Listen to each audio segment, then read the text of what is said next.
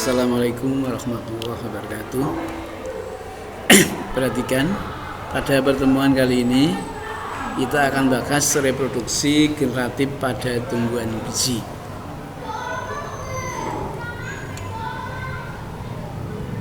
Kita tahu bahwa tumbuh-tumbuhan ini ada yang berkembang biak secara generatif dan ada yang secara vegetatif.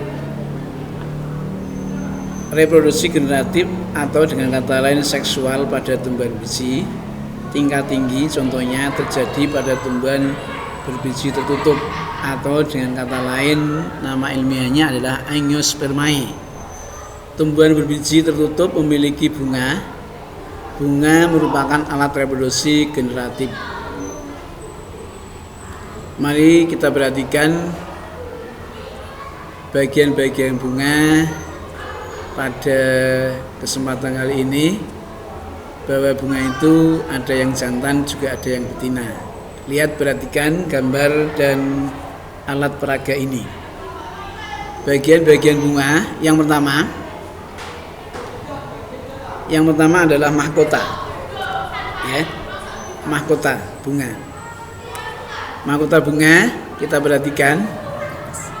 Di gambar ini juga ada, kita perhatikan nih, saya punya bagian bunga. Yang pertama adalah mahkota, ini kita lihat. Inilah mahkotanya yang kelihatan ini.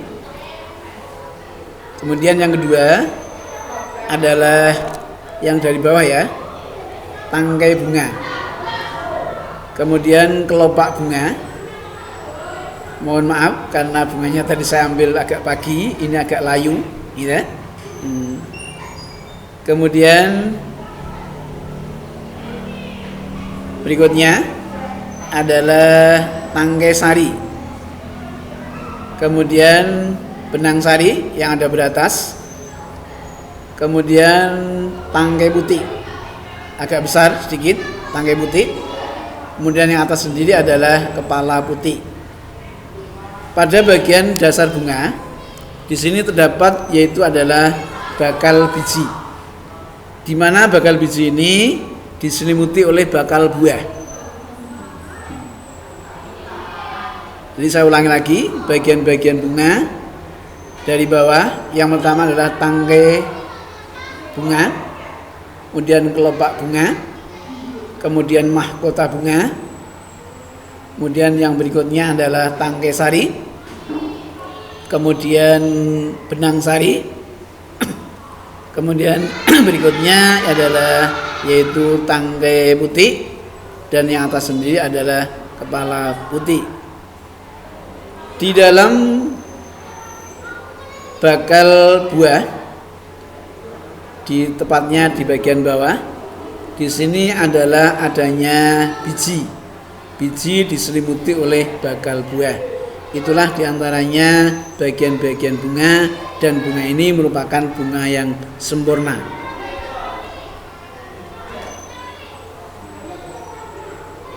Kemudian di dalam bunga terdiri dari dua kelamin, di mana kelamin jantan adalah benang sari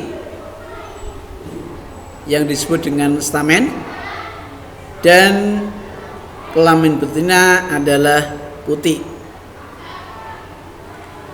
Dalam kepala sari terdapat satu atau lebih ruang sari atau TK yang merupakan tempat terbentuknya serbuk sari atau polin. Serbuk sari inilah yang disebut dengan gamet jantan.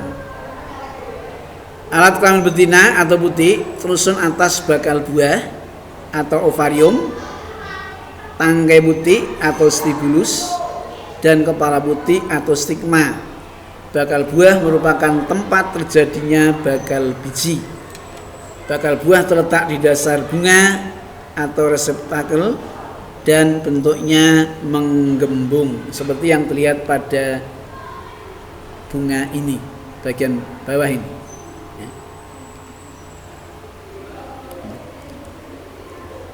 Di dalam bakal buah terdapat sel telur yang merupakan gamet betina.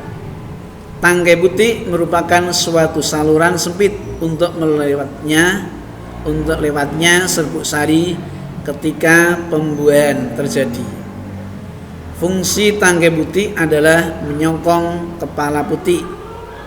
Kepala putih merupakan bagian yang paling atas dari putih. Pada umumnya kepala putih lengket dan berambut karena merupakan tempat melekatnya serbuk sari ketika terjadi proses pembuahan atau penyerbukan. Penyerbukan pada tumbuhan biji, ketika bunga sudah dewasa, ruang sari akan pecah dengan sendirinya. Ya. Serbuk sari keluar dari ruang sari, kemudian serbuk sari jatuh di atas kepala putih. Peristiwa jatuhnya atau menempelnya serbuk sari di atas kepala putih disebut dengan penyerbukan atau polinasi. Berdasarkan asal serbuk sari, penyerbukan dapat dibagi menjadi 3 bagian. 1. Autogami, yaitu penyerbukan pada diri sendiri. Kemudian yang kedua, getogami, yaitu penyerbukan dengan tetangga. Kemudian yang ketiga, alogami, yaitu penyerbukan dengan silang. Sebelum kita akhiri pada pertemuan kali ini, maka kalian saya beri tugas untuk mencari tanaman dan kelompokkan mana tanaman yang penyerbukannya 1. dengan cara sendiri atau autogami. 2. Penyerbukan dengan tetangga atau geotogami. Dan yang ketiga adalah penyerbukan silang atau alogami. Ya, jadi kerjakan, nanti pada pertemuan datang kita kumpulkan. Terima kasih atas perhatiannya dan selamat bekerja. Nanti dikumpulkan. Assalamualaikum warahmatullahi wabarakatuh.